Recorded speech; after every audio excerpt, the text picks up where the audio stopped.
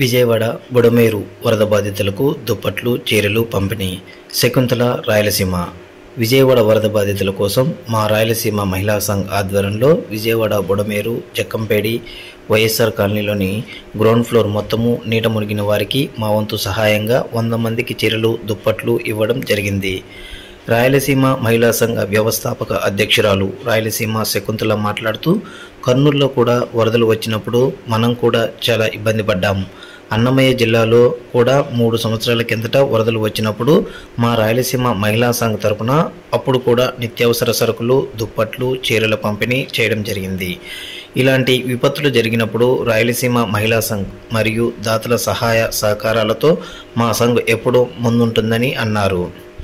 సహాయం చిన్నదా పెద్దదా అని కాకుండా ఎదుటివారికి ఆపద వచ్చినప్పుడు సహాయం చేయడం చాలా గొప్ప విషయం అన్నారు. ఈ కార్యక్రమానికి పరోక్షంగా, ప్రత్యక్షంగా సహాయం అందించిన దాతలకు ధన్యవాదాలు తెలుపుతూ అక్కడ వారికి చీరలు, దుప్పట్లు, మాస్కులు కూడా పంచడం జరిగింది. ఈ కార్యక్రమంలో విజయవాడకు చెందిన లీలావతి, కృష్ణవేణి, చందు పాల్గొన్నారు.